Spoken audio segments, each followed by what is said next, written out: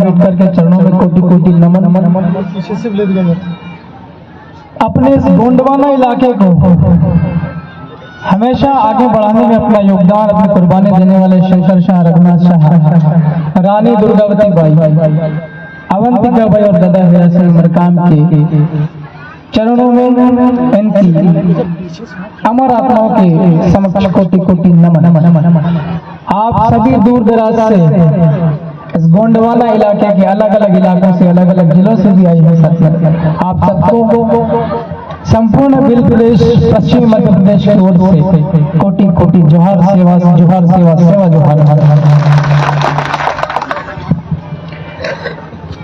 धीरे धीरे बोलूंगा, ज्यादा जोर से बोल ना पाऊंगा और बहुत कम बोलूंगा, इसलिए जो साथी खड़े हैं वो बैठ जाओ।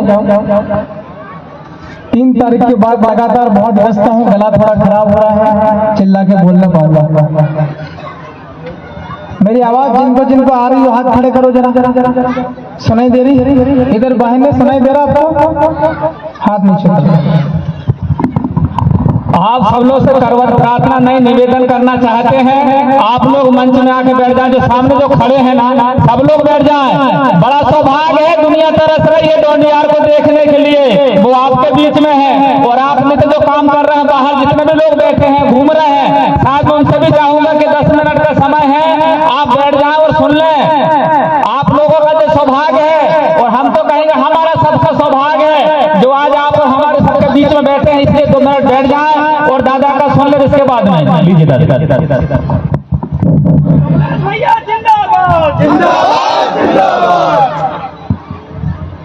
आप तमाम साथियों की दुआओं से, आपकी प्रार्थनाओं से और सेलाना विधानसभा क्षेत्र के जो वोटर्स हैं, जिन लोगों ने मुझे चुनाव जितवा दिया,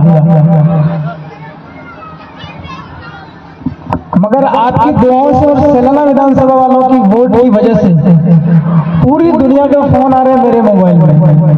नंबर सेव नहीं, मैं किसके फोन उठा। 4 दिन पहले उड़ीसा से फोन आया कि भाई साहब आपको आना पड़ेगा हमारे इलाके में, हमको जन जागरण की जरूरत है, हिम्मत की जरूरत है, आप आओ, हमको हिम्मत दे के जाओ। और 8 दिन के करीब होगा, मेरे पास अमेरिका से फोन आया था। वो आदिवासी समाज से नहीं है, अन्य समाज, सामान्य वर्ग से है, मगर वो कुपोषण के ऊपर काम करते हैं। उन्होंने कहा कि आपके आदिवासी इलाके के अंदर में जो बच्चे हैं छोटे छोटे, वो कुपोषित रह जाते हैं, शरीर भी ठीक से विकसित नहीं हो पाता और दिमाग भी विकसित नहीं हो पाता है। तो सेलाना वालों ने जिता दिया और आपकी दुआओं की वजह से मैं जीत गया। देखो कहाँ कहाँ संपर्क हो पा रहा। मेरी इच्छा थी कि मैं विधायक बनने के बाद सबसे पहले उधर जाऊंगा। किधर? वो छत्तीसगढ़ का जो वो वाला इलाका है जहां पर लोगों को गलत रास्ते पर ले जाने की कोशिश करते हैं कुछ लोग, बस्तर, बीजापुर वाला जो इलाका है ना, भाई हम लोग सही चीज लेकर जाना चाहते हैं, एजुकेशन, सकारात्मक चीजें लेके जाना चाहते हैं ऐसे इलाके में। मैं उस वाले इलाके में भी जाने का सोच रहा था। उड़ीसा का मलकानगिरी, कोरापुट, भवानीपटना, उस वाले इलाके में जाना चाह रहा था। कालाहंडी, बहुत हालात खराब है वहां पर, जैसे हालात मध्य प्रदेश के बेगा, सहरिया और भारिया लोगों की हालात है, वैसे हालात उस इलाके में है। मैं तेलंगाना के खम्मम वाले इलाके में जाना चाह रहा था, मगर 3-4 दिन पहले हमने एक गांव में विजय जुलूस निकाला जी, आभार व्यक्त करने के लिए। तो जिन लोगों ने मुझे वोट दिया, मेरे कार्यकर्ताओं ने मुझे ये कहा कि विधायक जी आप दूसरे प्रदेश में जाओ, उसके पहले हमारे ही मध्य प्रदेश में, मध्य प्रदेश का पूर्वी इलाका है जिसको अपन कहते हैं गोंडवाना इलाका। गोंडवाना इलाका में जबलपुर संभाग और कौन सा मंडला है? शहडोल संभाग, आपका सिवनी, नरसिंहपुर, आपका बालाघाट, जबलपुर जिला, आपका छिंदवाड़ा जिला, डिंडोरी, शहडोल, आपका सीधी और सिंगरौली, ये तमाम इलाके हैं। यहाँ पर भी अपना आदिवासी समाज जो है वो बहुत कमजोर है, वहां पर जाना ही जाना पड़ेगा।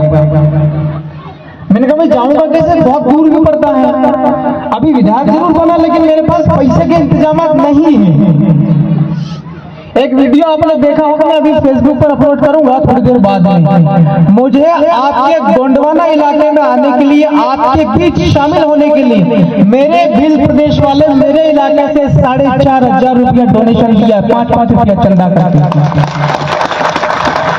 मैं चुनाव कैसे लड़ा हूँ ये आपने देख ही लिया होगा, टीवी में भी आया, समाचार पत्र में भी आया। उस वाले पश्चिमी मध्य प्रदेश में रतलाम, झाबुआ, अलीराजपुर जो भील वाला इलाका, वहां पर नोतरा परंपरा होती है। क्या होती है? नोतरा परंपरा का मतलब होता बिना ब्याज का पैसा उधार देना, 100, 50, 500 अपनी हैसियत के हिसाब से। तो हमने एक जुलूस निकाला था, विजय जुलूस। वहां पर मेरे कार्यकर्ताओं ने, मेरे वाले उस वाले इलाके के लोगों ने गोंडवाना के आप लोगों के साथ बैठक करने के लिए, मिलने के लिए, आपकी समस्याएं समझने के लिए मुझे 4,500 रुपया झोली में, जैसा भिखारी मांगता कि नहीं मांगता, झोली फैला के वैसा करके और 4,500 रुपया दिया। उसमें से करीब मैं वहां से निकला हूँ, उज्जैन तक आया था, करीब 1,000 रुपया खर्च हुआ है और 3,500 रुपया अभी मेरे जेब में पड़ा हुआ है। उज्जैन के हमारे एक मित्र मिल गए हैं, सिद्धार्थ सिंह जी, वो हमको लेके आए हैं। तो देखो, अच्छा काम अगर हम लोग करेंगे तो मदद सब जगह मिलती कि नहीं मिलती। अब मेरी तो इच्छा ये हो रही कि मैं यहाँ आया हूँ, लगभग दोनों संभाग के प्रत्येक जिले में, कितने जिले पड़ते हैं सारे? 8 या 10, कितने? 8 जबलपुर और शहडोल। मैं ये सोच रहा था कि दोनों ही संभाग के हर एक जिले के अंदर में कम से कम समय में दौरे करके जाऊंगा, क्या हालात है लोगों के। राइट। अब चूंकि विधायक बन गया हूं मैं, विधायक बनने के बाद में मेरे इलाके के जितने भी समाज के लोग हैं, सभी समाज के लोगों को प्रतिनिधित्व करना पड़ता है। सही है कि नहीं? सभी समाज के लोगों का काम करना पड़ता है। मगर मेरी एक पहली प्राथमिक जिम्मेवारी ये भी है कि जिस समाज से तुम उठकर आए हो, जिस हालात से तुम निकल कर आए हो, ऐसे समाज के जो गरीब तबके के लोग हैं उनके बीच में पहले जाना होगा, उनकी समस्याओं को पहले सुनना होगा। मेरे हालात कैसे हैं ये आप सबको पता चल ही गया होगा, टीवी के माध्यम से और समाचार के माध्यम से पता चला कि नहीं चला? है? मैंने अपने स्टूडेंट लाइफ में जब कॉलेज की पढ़ाई कर रहा था, मैंने वेटर का भी काम किया है। वेटर होता है ना, जो शादी पार्टी होती है, जो कटोरी साफ करना, ग्लास साफ करना। मैंने अपने जिंदगी में दिहाड़ी मजदूरी भी करी। मैं दिल्ली में पढ़ाई लिखाई करने के लिए काफी समय वहां रुका हूं, वहां भी वेटर का काम किया। आपने लॉकडाउन का नाम सुना था? कोरोना काल में 4-5 दिन तो हमको पानी भी नहीं मिला, ऐसी स्थिति थी भाई, सब तरफ ताले लग गए थे। मैं दिल्ली में गिरा गया था। नोटबंदी के नाम सुना था आपने? मैं दिल्ली में ही था, नोटबंदी के टाइम पर पैसा निकल ही नहीं था, सब नोट बंद हो गई थी। मैंने शिव जी के मंदिर में प्रसाद खा करके दिन निकाले हैं। अब सोचो, मैं इतने बुरे हालात से गुजरा हूँ, तो क्या मैं हल्का फुल्का आदमी हूँ क्या? मेरे अंदर की शक्ति कितनी मजबूत होगी, मेरे अंदर का विश्वास कितना ताकतवर होगा। मेरे पिताजी के दोनों हाथ फ्रैक्चर हैं, टूटे हुए दोनों हाथ काम नहीं कर सकते। पहले, आज से 10 साल पहले मेरे घर पर, मेरे गांव में इलेक्ट्रिसिटी की व्यवस्था नहीं थी, चिमनी जलती थी केरोसिन वाली। दिवाली के दिन चिमनी का विस्फोट हुआ तो मेरी माँ का पूरे शरीर पूरा जला हुआ था मेरी माँ का। आज भी मेरी माँ का आधा से ज्यादा शरीर काम नहीं करता है, फिर भी मजदूरी पड़ जाती है। सोचो, मैं इतने बुरे दौर से निकला हूं, मैं अंदर से कितना मजबूत होगा कि ना होगा? तो आपकी दुआओं की वजह से, मेरे इलाके के लोगों की वजह से मैं चुनाव जीता हूं, और जीत करके और मैं सकारात्मक तरीके से काम करना चाहता हूं, पॉजिटिव सकारात्मक तरीके से। कांग्रेस के लोग भी करते हैं, विधानसभा के अंदर में हाहू करते हैं। राइट। मैं जरूरत पड़ेगी तो ही हाहू करूंगा, वरना मैं सरकार के साथ मिलकर अच्छा काम करना चाहता हूं। बार बार समाचार वाले टीवी वाले आते, मैं यही कह रहा हूं, मुझे अवसर दो काम करने का। जब मैं चुनाव लड़ रहा था, प्रचार के दौरान मैंने ये कहा लोगों से कि सरकार किसी की भी बने, मैं मंत्री बन सकता हूं, क्योंकि मैं मंत्री बनने की मेरे पास में वो ज्ञान है। अगर मुझे जिम्मेवारी मिलती है, मैं अच्छे से काम कर सकता हूं। भाई, अगर मान लो हमको भर्ती करवाना है नौकरी में, राइट, नेट स्लेट पास कर रहा है उसी को प्रोफेसर बनाएंगे, जो कंपटीशन पास करता है उसी को पुलिस की नौकरी मिलेगा ना। तो तो भाई मैं खुद कह रहा हूँ कि मैं जानकार हूँ, मध्य प्रदेश के, पूरे मध्य प्रदेश के सारे आदिवासियों की समस्याओं का समाधान मैं कर सकता हूँ, मुझे अनुभव है, मैं जानता हूँ। तो मैं सकारात्मक तरीके से काम करना चाहता हूं। और अगर आज मैं भी अर्जी भी लगाने गया था, रास्ते में मुझे लगा था आपके प्रीतम दादा, कौन से फड़ा थे, बुढ़ा देव थे, हम थाना गए थे, वहां पर मैंने अर्जी लगाई। सबसे बड़े सुप्रीम पावर ने बोला कि कमलेश्वर तुम्हें भी कुछ न कुछ जिम्मेवारी मिल सकती है मंत्रिमंडल में। और मैं ईश्वर को मानने वाला व्यक्ति हूँ, सारे देवताओं को मानने वाला आदमी। अपने आदिवासी में होती कि नहीं होती सिराबावसी वाली परंपरा, हमारे इधर सिराबावसी होता है, इधर थाना होता है, लेकिन है वही। हमारे पूर्वजों को बहुत मान सम्मान दिया जाता है, जो अच्छा काम करता है वो मरने के बाद देवलोक में जाता है, राइट। मैं अब ज्यादा नहीं बोल पाऊंगा, मैं सिर्फ आपको दिखने के लिए आया था मैं, क्योंकि मैं लगातार आता रहूंगा। आपको ये लगता होगा कि हम तो बहुत सुनना चाहते हैं विधायक जी से, और ये तो कम समय में बोल के जाना चाह रहे हैं। मैं आपको विश्वास दिलाना चाह रहा हूं कि मंत्रिमंडल जैसे बन जाएगा उसके 2 दिन बाद मैं फिर आऊंगा आपके बीच में, मैं बार बार आऊंगा। क्योंकि मेरा जो इलाका है रतलाम जिला, झाबुआ जिला, अलीराजपुर जिला, धार जिला, उधर के जिलों के अंदर में जो आदिवासी लोग रहते हैं, भील भिलाला बारेला समाज के लोग रहते हैं, राइट। वहां के लोगों की समस्याएं मुझे पता है, और वहां की समस्याओं का समाधान भी मैं करवा दूंगा, क्योंकि मैं विधायक हूं। डंके की चोट आदिवासियों के हकों के लिए मैं लड़ाई लड़ूंगा विधानसभा के अंदर। आपके गोंडवाना इलाके में भी गोंड समाज हुए, चाहे कोरकू है, बैगा हो, भारिया हो, सारिया हो, किसी भी समाज में मैं यहाँ तक तुम्हें तो लोधी भाई को कहना चाहता हूँ, हम लोग लगातार मिल के काम कर रहे हैं। 2 बार हमारे बीच में आए भी हैं आपके लोधी जी। मैंने इन्हें ये कहा है कि आज से 100 साल पहले ओबीसी समाज आदिवासियों के समान ही था। आज अगर आदिवासियों के पास टूटे फटे कपड़े हैं, 100 साल पहले ओबीसी समाज भी इसी हालात से गुजरा है। और 500 साल पहले भी ओबीसी समाज को देखोगे तो कपड़े थे ही नहीं। कपास की पैदावार ठीक से नहीं होती थी, कपास की फैक्ट्री ठीक से नहीं होती थी, तो कपड़े कहाँ से होंगे ठीक से? हर जगह कहाँ अवेलेबल थे? सारा जो आज सक्षम समाज है वो भी एक समय पहले वो भी बहुत बुरी हालत से गुजर के आया है, राइट। मैं तो मेरे 2-3 साल का उदाहरण ले रहा हूँ। जिस दिन मैं विधायक बना 3 तारीख को, उस दिन भी मेरे हालात बहुत बुरे थे। मेरी माँ खेती मजदूरी करने के लिए गई हुई थी। जिस घर में मजदूरी करके और रोटी पकती है, सोचो वो घर कितना गरीब होगा। तो हम लोगों को क्या करना, अभी समाजों को आपस में बंटना नहीं है, संगठित होना है, एक होना है, राइट। एसटी में 750 के लगभग जनजातियां कितनी है? 750 जनजातियां हैं। अगर 750 जनजातियां आपस में बिखर कर रहेंगे, क्या हम लोग प्रगति कर पाएंगे? नहीं कर पाएंगे ना। हमें बेहतर करना, विकास करना, प्रोग्रेस करना है। सारी जनजातियों को भी इकट्ठा होना, भील भिलाला बारेला कोरकू गोंड बेगा सारिया सभी को एक होना, संगठित होना है, राइट। इसके अलावा जो एसटी समाज है, शेड्यूल कास्ट, ये भी संघर्ष किया, इनने भी भूतकाल में बहुत संघर्ष किया है। हम सबको साथ में मिलकर रहना पड़ेगा। ओबीसी समाज मैंने कह दिया आपको, 100 साल पहले ओबीसी आदिवासी के समान ही था, एससी एसटी ओबीसी। और सामान्य वर्ग के अंदर में भी बहुत सारी जातियां ऐसी है जो सामान्य उनमें जनरल लिखा जाता है, उनके भी बहुत लोगों के हालात बहुत बुरे हैं। मैं मजदूर भी रहा, लेकिन मैं ट्यूशन पढ़ाना जाता था। जब मैं कॉलेज करता तो सवेरे उठ करके एक स्कूल में पढ़ाने भी जाता था, मैं प्राइवेट स्कूल में। उस स्कूल के अंदर में राजपूत समाज, जिसको क्षत्रिय कहते हैं, राजपूत समाज के बच्चे मेरे पास बहुत आते, पढ़ने के लिए आते थे। बच्चियां भी आती थी कक्षा 9 और 8 और 10 में। कभी कभार बच्चियां लेट हो जाती थी, मैं पूछता था क्यों लेट क्यों हुए तुम लोग क्लास में? वो कहती थी सर मम्मी के साथ में हम तो मजदूरी करने गए थे।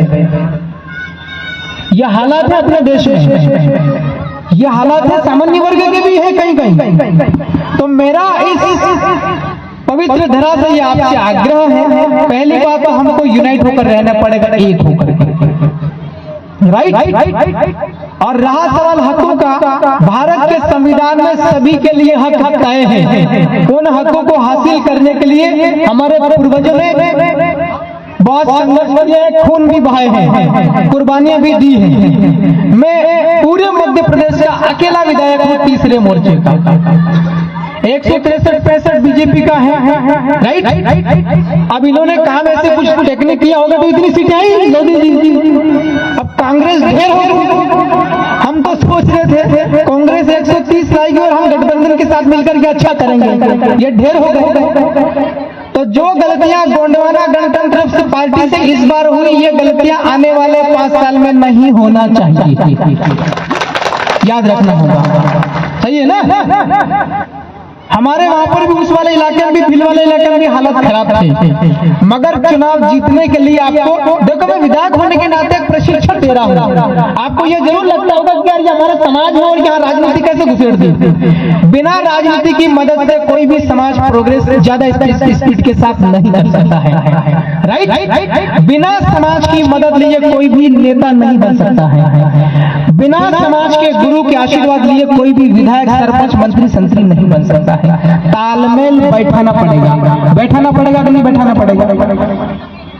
बताओ, हाथ खड़ा करके बैठाना पड़ेगा कि नहीं बैठाना पड़ेगा?